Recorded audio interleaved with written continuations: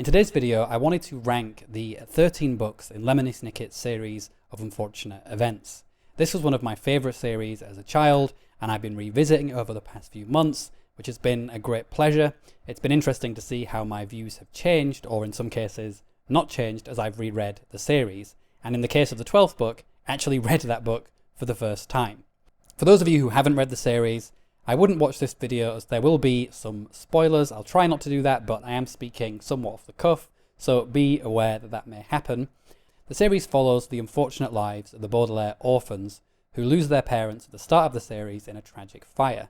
Mr. Poe, a banker, is entrusted with their fortune and the guardians of the orphans, and he sends them to live with their uncle, Count Olaf.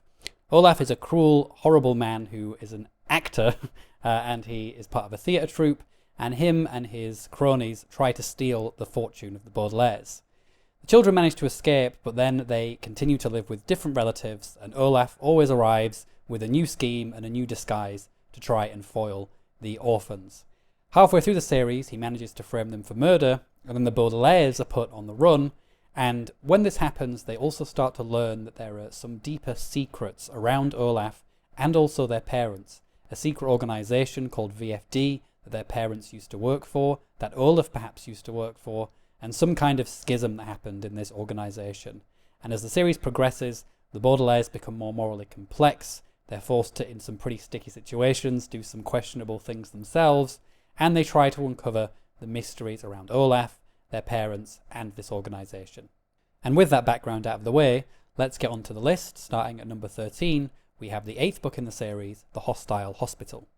This book takes place just after the Baudelaires have been framed of a murder, and now they are on the run, and it begins with them on the run. They end up in this shop, and while they're trying to work out what to do, the newspapers arrive at this shop, and they have to quickly escape before the shopkeeper realises that they are murderers.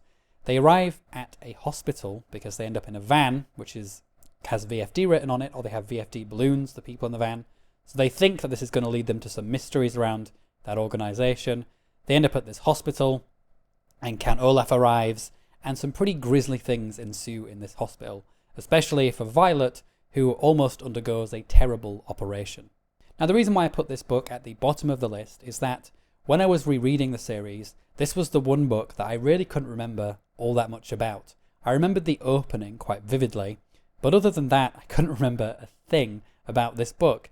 And even now, it's been a month or so since I finished reading the series again, I still can't recall all that much from this book. And so it just comes across as very forgettable to me. That's not to say that when I'm reading it, I find it boring. I actually quite enjoyed reading it. And I like that it signals a shift in the series. Also, it's one of the novels where Olaf's companions start to disappear for reasons. And so it's nice to see that things are changing, the stakes are getting raised and all of that stuff. But as a story, it's just not as interesting to me as the other stories in the series. At number 12, we have the 11th book in the series, The Grim Grotto. In this book, the Baudelaires find themselves lost at sea, only to be saved by Captain Widdershins and his stepdaughter Fiona, and they are taken on board a submarine called the Queenqueg. It turns out that these two also belong to this organisation, VFD, and so it seems like we're going to be getting more of the mysteries revealed to us in this story. Again, the reason why I put this one lower on the list is because it's one that I struggled to remember the details of. There's some great moments, there's poisonous mushrooms that lead to an almost deadly fate for some of them, and one of Count Olaf's companions, the hook-handed man, gets a bit of fleshing out as a character, which is again interesting because for the most part Olaf's companions are sort of side characters that are pretty one note, so it's interesting to see them getting a bit of fleshing out in the later books in the series. I won't spoil exactly what happens there, but it is one of the more interesting dimensions to the series. Again though, it's a book where when I was rereading it, I couldn't remember what happened the first time, and trying to recall the details again, it's all a bit muddied, and so it's just a forgettable book, at least compared to the other ones. Not a bad read, it does raise the stakes even more, and it's nice to see more of the mysteries getting unravelled, but fundamentally it's just not one that sticks out in my mind enough to get it higher on the list. At number 11, we have the 4th book in the series, The Miserable Mill. In this book, the orphans find themselves placed in the care of a man called Sir, and rather than letting them live in his house, he decides to put them to work in his lumber mill factory, a place where he thinks it's acceptable to pay his workers with chewing gum. Already this is quite an absurd premise, but it gets even sillier. There is a sword fight in this book between Sunny, who uses her teeth, and an evil hypnotist with a sword, and their guardian always has a cloud of smoke covering his face, so they never see what he looks like, and Olaf disguises himself as the hypnotist's receptionist, who is a female called Shirley, and still no one notices that disguise. Now, actually, I did enjoy The Miserable Mill quite a lot when I was younger. I liked the hypnotism thing. It was quite creepy, with Klaus getting hypnotized to do some dastardly deeds. I found the absurdity okay because I was younger, but coming back to the series as an adult, I do find that this is the novel where Snicket pushes the absurdity of the series, which is certainly a key fundamental aspect of it, but he pushes it a little bit too far. As much as I have quite a good imagination, I can't, unless I'm imagining a cartoon, see a baby having a sword fight and using its teeth. I don't even see how that would work. You would just stab it through the mouth. So it's just stretching my levels of imagination here. And so for that reason, it comes down quite low on the list. Although I will say it is a very memorable book, partly for the absurdity, but also because up until this point, the novels have been very formulaic. It's simply the Baudelaires go live with a guardian, Olaf comes up with a plan, and the plan fails. This book does have that same premise, but by putting them in this mill, it gives the Baudelaires a slightly different kind of life. And so it's changing around a little bit with the format, which is something that subtly happens even more over the next couple of books before things go completely crazy for the Baudelaires and they're the ones on the run. And speaking of things turning badly for the Baudelaires, at number 10 we have the 7th book in the series, The Vile Village. Now this is one that I didn't like really at all when I was younger and I read it, especially that first half of the book. So in this one, the Baudelaires are asked by Mr. Poe who they would like to live with. I believe at this point he may have even run out of guardians for them to go and live with, or the guardians are all refusing because terrible things seem to keep happening. And so they come across this village that is called VFD, and so they go there thinking that it will get them to the mysteries, but unfortunately for them it's a coincidence, and the village is actually called the Village of Fowl Devotees because these people are obsessed with birds. They see these fowls as sacred, and they are pretty bleak in terms of what they will do to people who kill one of these birds. In this one, Count Olaf manages to frame the Baudelaire orphans for murder, and this is when the book starts to get interesting in the second half, when the Baudelaires are in prison and they have to try and get out, and eventually they go on the run. And so this is probably one of the most important books in the series because it sparks that trigger from this general format of the first 7 books, where they go live with a relative. Count Olaf arrives, they foil him. In this one, it begins that way, but it ends with the Baudelaires on the run, which marks a dramatic turn for the rest of the series. So I do respect the book for being a very important book in the series, but I just don't really like the setup. I found the village just a bit too odd and uninteresting compared to the previous books, and so it's a bit of a mixed bag for me. I like what it does narratively, but I'm not a fan of the story itself all that much. And coming in at number 9 is a book that moved around this list a little bit, although it did stay in roughly this sort of middling position, and that is the final book in the series, The End.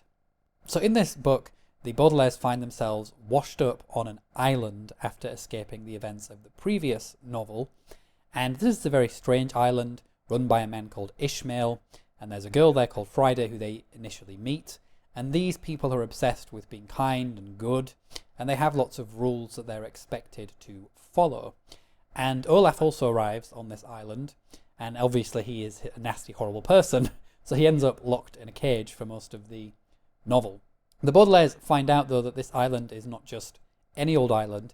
It turns out their parents were also once on this island, and once again they start to uncover some of the deep mysteries around their parents, who they were, what VFD was, although there are lots of mysteries that remain unresolved.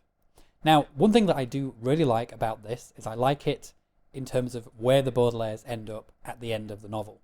The series of unfortunate events is predicated on things not turning out well for the Baudelaires. You get this constant warning throughout the series that things will turn out badly, and so it would have been a massive slap in the face to give them a happy ending. Now, Snicket does opt for a somewhat ambiguous ending for them, but it's still bleak enough that it works and lives up to the premise of the story. He resolves enough of the mysteries for a satisfying conclusion, but leaves enough mystery because he needs to, because really the fundamental idea of this series is that you never truly know who your parents are. The history is shady and you don't always get to uncover everything, and so it's important for him to leave lots of things ambiguous. Unlike, say, that recent television adaptation, which I do like actually, it's very well made and well done, but I didn't like how they tried to give everyone a happy ending at the end. I think that really sold the message of the book series, which is a bit bleaker but also a bit more realistic. But the reason why this book comes down so low is that I just don't like the island as a setup. I find it quite dull, and again, although I did read this one when I was younger, I couldn't remember all that much about it, and so it's just something that I don't know why he decided to end it in this place. I just think that the previous book was a much more satisfying, at least penultimate episode, but maybe even could have been a better conclusion. And so that for me is why I don't like this one. In many ways it reads like a kind of detached epilogue book almost in some ways, but at the same time it doesn't, because it does resolve a lot of the main issues in the series. So it's one that leaves me a bit conflicted. I like it as a satisfying end to the story. I just don't like the way in which Snicket chooses to tell this, the location, and some of the new characters I find mostly forgettable. At number 8, we are going to the early part of the series now, with the second book, The Reptile Room. In this book, the children, having just foiled Count Olaf's plan, are sent to live with their Uncle Monty, a very kind, generous uncle who really looks after the Baudelaires. He has a giant reptile room containing many creatures, including the incredibly deadly Viper, which turns out to be anything but, and he's really good to the Baudelaires. Unfortunately, Olaf arrives in a disguise. He's disguised as Monty's assistant, Stefano, to foil their new lives and get his hands on their fortune. Now, in many ways, this is one of the most tragic books in the series, at least for the Baudelaires themselves, because they must think when they meet Monty that they are free, that things are going to be great, because they've not got used to Olaf following them at this point. And so when he arrives and then does what he does to Monty, it really is that snatching away of that possibility of hope that they must have felt after the end of the first book. Although I do really like this one, and it's very memorable, the reason why I don't put it higher is because it's a very simple story. A lot of I would say the first 3 books especially have a very similar plot, and while I like Monty as a guardian for the Baudelaires, he's not as interesting as Aunt Josephine or Olaf, and the atmosphere of the book for me isn't as dark as it gets later in the series either, or as complex. So it's a solid book in the series. In fact, if you wanted an example of a staple Unfortunate Events book, this might actually be the one that I would recommend. So it is a great book, it's very enjoyable, but it's not one that really sticks out in my mind compared to the other ones on this list. And at number 7, we have the first book in the series, The Bad Beginning. Now this is one that I really enjoyed as a kid. It's the one that I read first when I bought this one and the 6th one in a shop, and I must have read it like 2 or 3 times on the holiday in which I bought it, because I was so fascinated by it. I loved the story. It follows the Baudelaires as they find out that their parents have died. They go to live with Olaf, who's this bizarre actor who lives in this gothic house. He's terrible to them, he's cruel to them. He has a very dastardly plan to get his hands on their fortune, which includes marrying Violet, a 14-year-old girl, which is something that I didn't register even when I read it at the time, but now, as an adult, that's even creepier. There are certain remarks that some of the companions make as well about Violet and Olaf marrying her, about her being pretty and things. It's just, it's really grim, and just an example of these little dark, adult-tinged darkness that you get throughout the series. I do still think this is a great book. It's a great introduction to the series. The only reason why it's not in my top 3 is that it is a very simple story at the end of the day. It's one of the shortest books in the series, if not the shortest. And so it's simple, it's effective, it's a great start to the series, but it lacks the complexity of some of the best books in the series. At number 6, we have the final book in the first trio, and that is The Wide Window. In this book, the Baudelaires go to live with their Aunt Josephine, a woman who lives above the incredibly scary-looking Lake Lachrymose. And not only is the lake scary-looking because it's full of these man-eating piranhas, she decides to live on a house that is literally hanging off the edge of a cliff over the top of this lake. Josephine is also terrified of everything from doorknobs to fridges to realtors, and she's not a very good guardian to the Baudelaires, precisely because she's so scared of everything. Olaf arrives disguised as Captain Sham, one of his funniest disguises, and again concocts a scheme to get hold of their fortune. I really liked this one back then and even now. The atmosphere of this one is just so perfectly grim and bleak, with the lake. The fate of Aunt Josephine is terrifying. Just everything about this one, I could remember it pretty much clearly, unlike some of the books that are lower on the list, years after reading it. It was just one that always really stuck to me. And so this is why of the first three, I think this one stands out as the best, because it's got a great atmosphere. It's got just the right amount of absurdity with Aunt Josephine, but not so much that it's too absurd to be not believable, like we get in The Miserable Mill. And so everything really comes together in this one, and it's a perfect ending to the... In my way, I see the first three novels as sort of connected, and they all have that same setup of the Baudelaires living with a guardian in a conventional way, and Olaf coming to foil them. In the next ones, things start to change. They go to the mill, they go to school, they go to villages. And so it's a nice ending and climax to those first three books in the series. And coming in fifth place is the 10th book in the series, The Slippery Slope. This book ends after probably one of the biggest cliffhangers in the series, where the fates of the Baudelaires are left in a very dark place. Violet and Klaus find themselves on a cart that is going down a mountain and is probably going to crash and kill them, and Sunny is captured by Olaf. And the Baudelaires spend a fair portion of the novel split up for that reason. Sunny gets her independence as she begins to talk a little bit more. She's walking now as well, and she's also separated from her older siblings and so has to take care of herself. Violet and Klaus manage to find an old headquarters of VFD with the help of Quigley Quagmire, one of three of the Quagmire triplets in the story, and Violet also finds love with Quagmire. Unfortunately, it ends up being brutally snatched away at the end of the story. I like this book because it does something really different in splitting the Baudelaires up. It allows Sunny to be, as I said, more independent as a character, and it also, she spends a lot of time with Olaf and his companions, and so we get a little bit of insight into their dynamics. And at this point, things are getting quite bad for them. They've failed so many times, there's a lot of friction, and two of the troop actually leave Olaf, never to be seen again. And that's one of the things that I really remembered from my original read all those years ago. I also like the atmosphere of this one. It's almost like an adventure novel, with them scaling the mountains and looking for the secret headquarters and all of this stuff. And so it's one that I really enjoy on many levels. It's bringing in that complexity by having Sunny become more independent and splitting the Baudelaires up. It's giving you that tension between Olaf and his troop, and it even brings in new mysteries as well, especially with the villains, when these two new villains emerge, and they seem to be even scarier than Olaf himself. So there's quite a lot to recommend this. I do think it's definitely one of the better later books in the series, and so it's definitely one that I would look forward to if I was to read the series again. And coming in at number 4, we have the book that I finally read after so many years. I was looking forward to reading it, but just never getting around to it, and that is the 12th book, The Penultimate Peril. In this book, the orphans find themselves at the Hotel Denouement.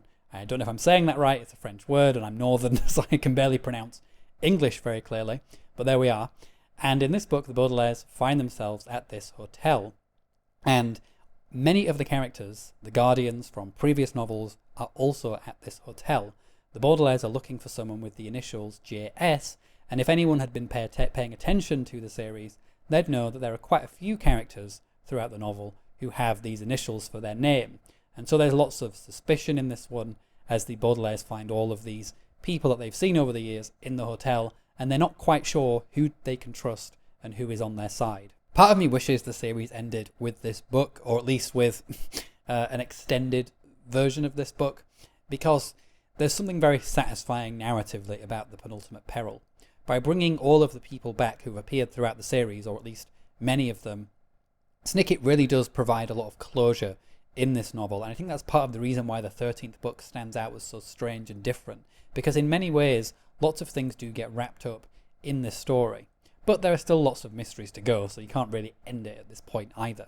In any case, it's also one of the darkest books in the series as well, with the Baudelaires really becoming complicit in some pretty dastardly deeds themselves. Needless to say, though, they are sort of forced into these situations, so they're hardly evil in the sense that Olaf is evil. They just end up being even more morally compromised.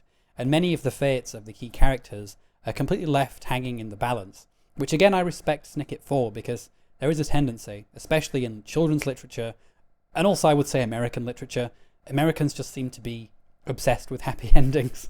So it's nice to see an American author of children's literature not giving people what they want and actually just leaving things ambiguous, leaving things dark. And that novel does all of this really well. So for those reasons, I really admire it.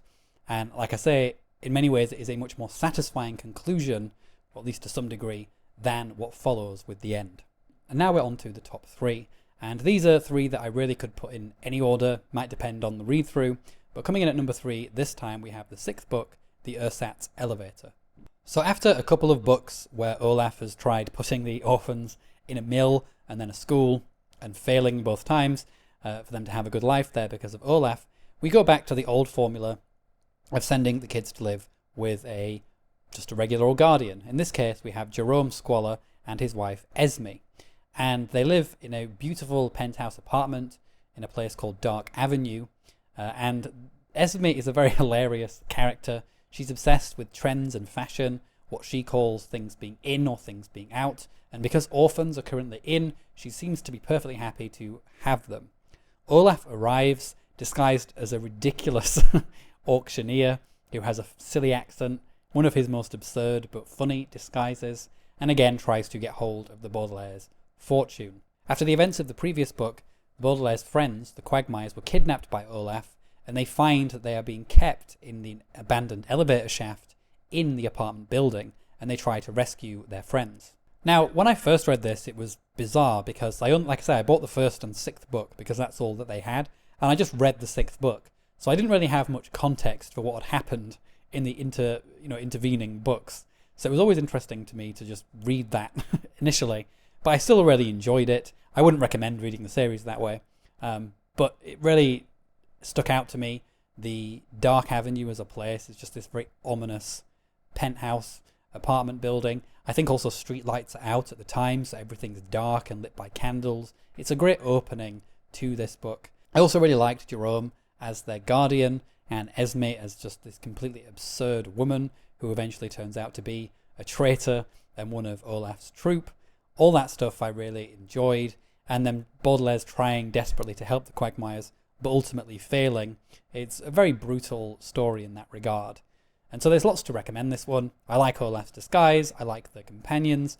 In fact, I would say that of the novels that take this standard approach where they go and live with a relative, it's definitely the one that I enjoy the most. And at number 2, we have the 5th book in the series, The Austere Academy. This time, Poe decides to put the orphans into a school because, again, he's running out of guardians willing to take them. Except this school is a horrible place led by the horrible principal Nero, who is terrible at playing his violin, but makes his students listen to him play it for hours at a concert every day. Here the Baudelaires meet two of the Quagmire triplets, Isadora and Duncan Quagmire, and Olaf arrives as their gym teacher Genghis, who wears a turban, and he tries to steal the fortune yet again. One thing that I really like about this one is that pretty much every book in the series of Unfortunate Events takes place over a very short time period. I think the only ones that don't are this one and maybe The Bad Beginning. I think that might take place over a few weeks. But most of the books take place in the course of a matter of days sometimes.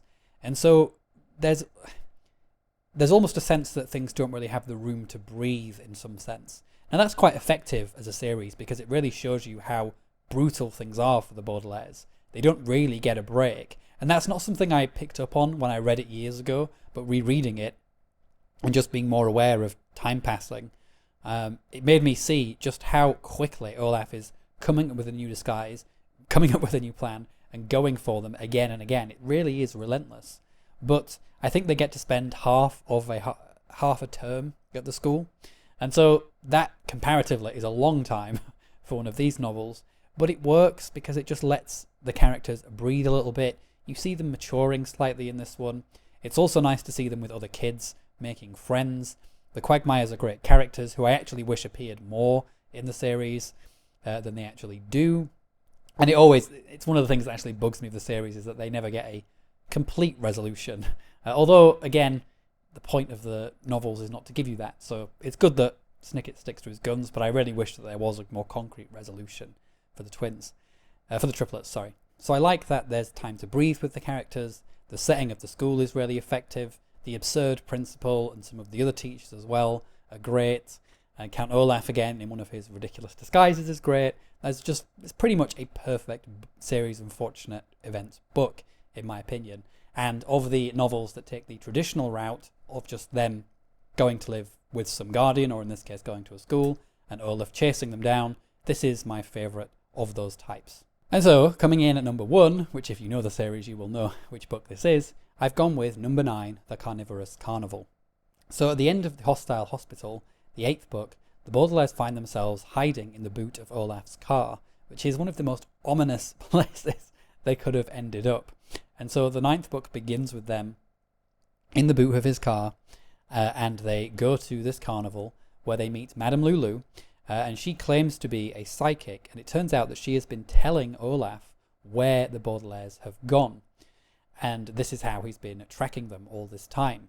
The orphans then decide to disguise themselves as circus freaks, because the carnival has circus freaks, and so that they can spy on Olaf until they can get the information that they need and then run away. Now, I don't remember exactly, but this might have been the 3rd book that I read in the series originally. You know, we had to buy things in shops back in the day, and so you just had to take whatever books they had in stock, which is why I read them so erratically. But in any case, I really enjoyed this one for how different it was from the other books in the series. And I think that of the ones that stand out as having the Baudelaires on the run, this one does it most effectively. I like that they are forced into disguises themselves, their disguises being a lot more convincing than some of Olaf's disguises. I like the theme of the carnival, and also it's the one where we really start to get a feeling that the Baudelaires might actually get somewhere when it comes to uncovering the mysteries of their families. It also ends with probably one of the bleakest and scariest endings, which is Olaf kidnapping Sunny and sending Klaus and Violet down on the cliffs on the cart. And so in that regard, it probably is one of the worst books for the Baudelaires in terms of the unfortunate events that befall them throughout. I also really like the character of Madame Lulu, who initially she comes across as just an outright villain, another one of Olaf's side companions that appears for a book and then goes, but she actually ends up being a little bit more morally ambiguous. And again, we're sort of getting a sense of that moral ambiguity with the Baudelaires, because they are also forced to do something pretty heinous in this book to save themselves. And I think for me, this is the one that really lives up to the promise that is made in the 7th book, which is things are going to change. The 8th book I just see as a bit of a holding pattern for the Baudelaires where they're in the hospital, but in this one it's where you really start to get a sense of things becoming more morally complex. The mysteries keep getting bigger, the characters keep getting more ambiguous, and that moral ambiguity extends even to the Baudelaires themselves. And so it really is a lot of things coming to fruition in this book, and for me it just encapsulates the best of the latter half of the series. So that's it for this list. Let me know down in the comments if you've read the series, how would you rank the books yourself? Is there a portion of the series that you like? I tend to like the maybe middle chunk of the series the best, I'd say, you know, books 5 to 9, but there are, you know, outliers in there, and I like some of the books in the early part and the later part. Overall, I think it's a pretty consistent series and definitely worth a read if you haven't. And that's it for this video. Take care, everyone. Ta-ra.